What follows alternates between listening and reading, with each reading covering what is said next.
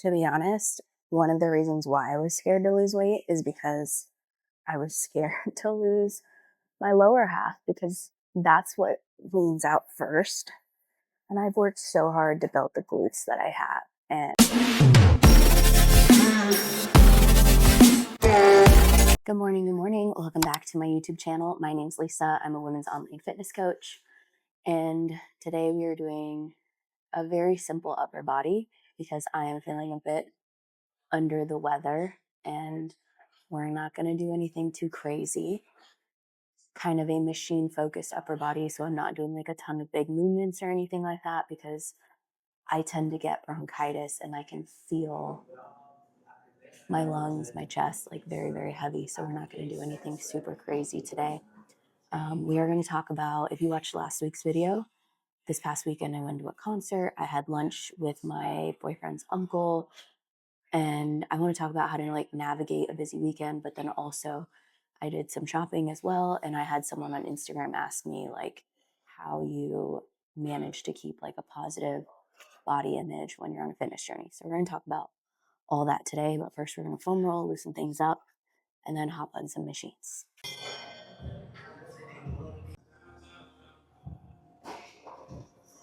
We're going to start with assisted pull-ups. This might be a terrible idea because of how much of your body is required to do this. I'm going to get exhausted, but we're going to start here anyways because it's kind of like more bang for your buck kind of vibe.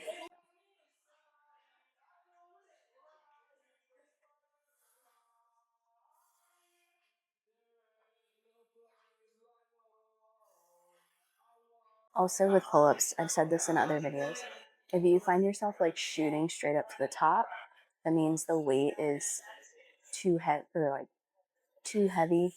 It's helping you too much. And if you find yourself like having to swing your whole body to get up, it means you need to make it heavier and it's too light because there's not enough support. Assisted pull-up is like backwards from every other machine because the heavier it is, the easier it's going to be. So if you're just starting out with these, I always recommend someone do anywhere from 20 to 40 pounds less than your body weight and see how it goes. And then you can adjust from there. I'm kind of at the point where I'm going to start trying to do unassisted pull-ups because I'm down at like the 30-pound mark, which really isn't anything. So not today since I'm not feeling the best, but next back day probably we'll try some unassisted. All right, we're jumping to some chest press with our plates. But this weekend, so it ended up being a lot busier than I expected. Friday, I had a friend come into town, and her daughter wanted to go to the Coca-Cola factory on the Strip. Well, the M&M factory and the Coca-Cola factory, they're like right next to each other. So we went into that, and I ended up having like this mango drink from the Coca-Cola factory, which I wasn't planning on having, but it was fun. I enjoyed it. I had a good time.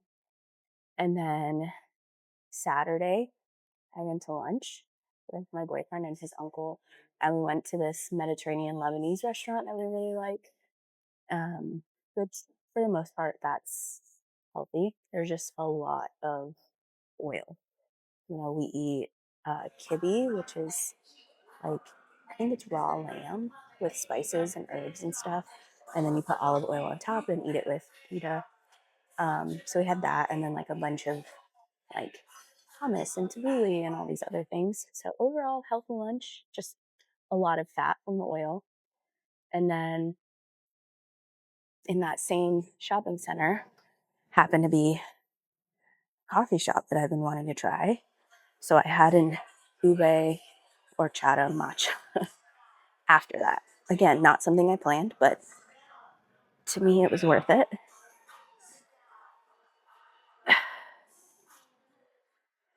That night, we had the concert to go to. So it was kind of like a day where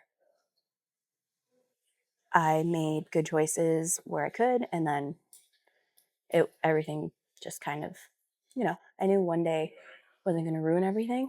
So that's kind of how I like go into situations like that. I try to make healthy decisions 90% of the time, even on the weekends, because I know there's a lot of things that like come up that are out of my control. So I just focus on what I can control. The concert was great. I did end up having one gin tonic because for some reason when we got in the venue, anxiety was like, I don't know, 10 out of 10. And I just felt really overwhelmed. And so I had one drink just to kind of let loose a little bit, and it helped. I relaxed and then, had a really good time. So it was the home team and Dance Gavin Dance, which the home team is one of my favorite bands. And then Dance Gavin Dance is one of my boyfriend's favorite bands. So it was like a good mixture for the two of us. We had a lot of fun. We did end up leaving a bit early because I'm old and I got tired, but he actually wanted to leave a little bit earlier because there's, if you don't know much about Dance Gavin Dance, like they've had issues with lead singers, so now they have a new lead singer, and he wasn't bad at all, but also didn't sound 100% like the original singer. So like they were good, but I think he just wasn't vibing with it 100%. He heard his favorite song and then he left. To be super blunt, we got Taco Bell on the way home. We were gonna get In and Out, but I kind of wanted Taco Bell, so I just got a chicken quesadilla. And you know, I wholeheartedly believe in like living your life, but also balancing things out. I also did like a ton of walking that day because I ended up doing some shopping while him and his uncle were gambling because I've been on the hunt for a shirt for the Backstreet Boys concert I have next month. They like want everyone to wear all white. So I had white pair of shorts already, but I wanted like a cute little fun top to wear as well. I did find something at Guess. Spent way more than I wanted to, but honestly, it's a top that I will wear for a really long time. So it is what it is. And I was actually supposed to do a Legree Pilates class Sunday morning, but we got home really late and I woke up just exhausted on Sunday. I think it was a mixture of going to bed late, drinking, even though it was one drink still kind of fucks me up. Walking, just being exhausted. And then like I said, I'm getting sick on top of that. So I think that was just like, I woke up Sunday morning and I was so exhausted. There was no way I could go to that Pilates class.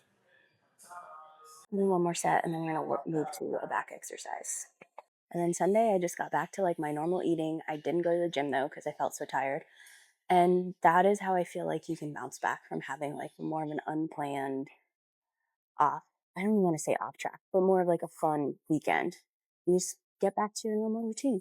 Might take your body a few days to kind of like get rid of bloat and water and all that stuff, but it's nothing to like beat yourself up about, punish yourself for, be ashamed about. Just move on. That's all it is.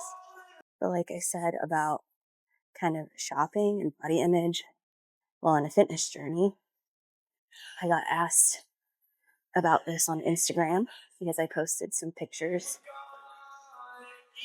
from the H&M dressing room, which, by the way, they have like superb fitting rooms for selfies. They're like my favorite place to take selfies. But I was looking for a white top, like I said, for the concert. And I feel like I've looked everywhere. But I was like, we're going back to the strip anyways. I want to go look at the Miracle Mile shops in Planet Hollywood just to see if I can find anything. And I had a gift card for H&M, so I was like, I might as well go there and see what I can find. Did I find the white top there? No. Did I buy a bunch of other shit? Yes. But here's my whole philosophy when it comes to body image, sizing, all of that. First of all, no one knows what size you're wearing other than you.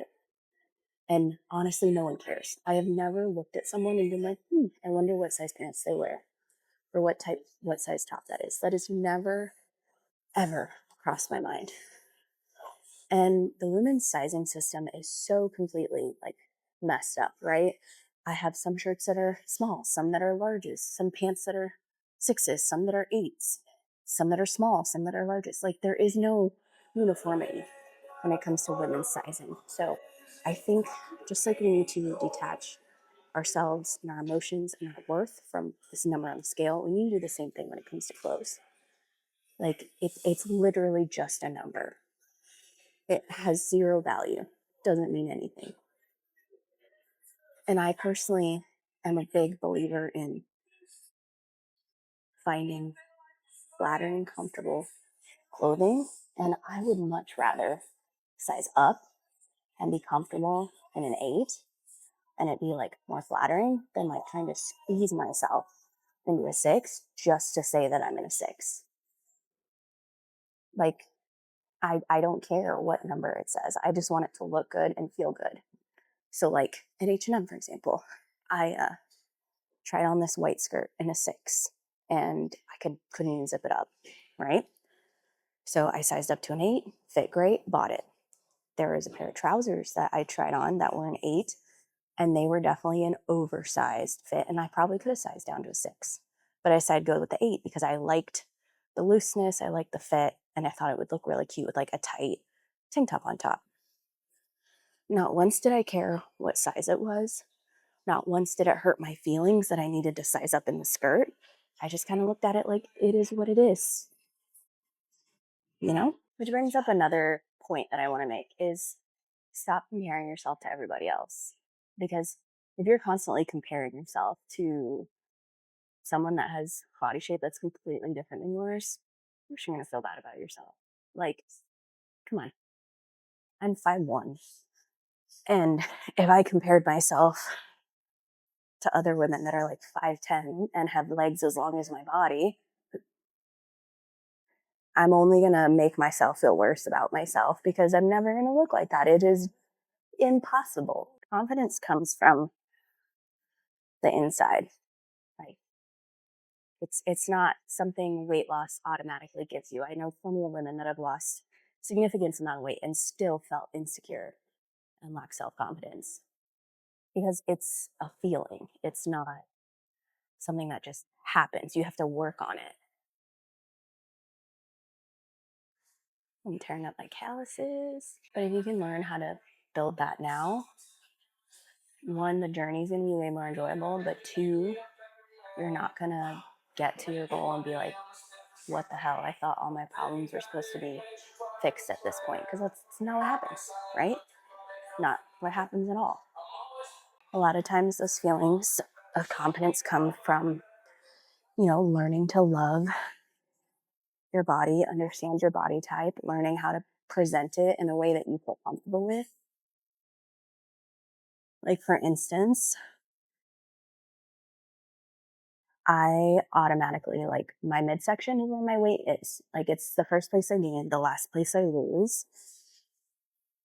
And I can want to fight that as much as I would love for that to be different, but that's just the case, you know? It's not going to change. So I can do something about it by losing body fat. It's the only way I can change that versus being sad about it and disappointed and bummed and, avoiding it. I will just never have like a naturally curvy, thicker bottom shape. And to be honest, one of the reasons why I was scared to lose weight is because I was scared to lose my lower half because that's what leans out first. And I've worked so hard to build the glutes that I have. And I was really worried I was going to lose weight and they were just going to disappear. And they haven't fully, like they're definitely smaller, obviously, but they're not completely gone. So, but you know what else has changed a lot? My midsection. I lost like 20 pounds in the last 10-ish months. And losing body fat overall just really changed the area that I had the most issues with. And so you kind of have to like do what you got to do. It's also like, I think one thing people don't understand is like the more in shape you are, kind of the more you can, I hate saying get away with, but kind of, yeah, the more you can get away with. Like, the more muscle mass you have, the more calories you burn at rest. Like, it's just easier in some instances. But then the other part of that is, you're significantly more consistent the rest of the time. So that's also like the difference is someone who's just starting their fitness journey, I don't think has as much wiggle room as someone that's been on it for years and years and years. Because someone that's been on it for a long time has learned how their body responds to things, what they can kind of do and still stay on track, which is why like I preach balance, but that looks different for everybody. It's not the same for me as it would be for you. I think that's something I also learned the hard way was, you know, my ex was, you know, very high muscle mass compared to body fat. So he could kind of do whatever, right? And for me, not the case, the complete opposite. But I was like trying to keep up with that and do the same things, but that's not going to work for me. And that was why I fluctuated so much for years and years and years, because I tried to like keep up and like have that same mentality where we were completely different. So, you know, I would try, like, he could eat crazy amounts of food and it literally just like looked like it went to his muscles and he still had abs and was lean and all this stuff. I do that and I gained a ton of weight really, really fast. He would only do cardio when he was trying to lean out, but he didn't really do it often. Whereas it was something I should have been doing consistently because I think that would have actually made a significant difference in how I gained weight. Bodybuilding mentality of like, back then at least, I feel like there was a you don't need to do cardio sort of mindset, which has shifted a lot because now it's like something you really should be doing often. Especially as I've like gotten older, I've realized that. And I've like realized that I should have taken a lot of things in the fitness industry like with a grain of salt and not necessarily made it like law for myself, you know, because I do think a lot of that mentality limited me for a long time. Did I put on a lot of muscle over the last 10 years? Absolutely. But it could have been a very different journey if I hadn't have, like tried to keep up with him or just like automatically apply all these principles that really didn't work for me, but thought they would. All right, so last thing we're gonna do is some shoulder press, and then we're probably just gonna do some like cardio on the bike just to get moving. I don't know how many times I'm gonna be going to the gym this week. My grandfather passed away on Friday, so I am driving up to Arizona this Friday to go to the memorial and stuff on Saturday. So I probably won't be gymming Friday, Saturday, Sunday. Also depends on how I'm feeling. So I might hit a leg day tomorrow if I can, or Thursday, and then that honestly might be it for the week. So, you know, again, you have to kind of like just figure out how to make things work for you. And not every week's gonna be great. So, you know, I don't have control over a lot of stuff. We don't have control over a lot of shit. So just adjust and pivot and make it work.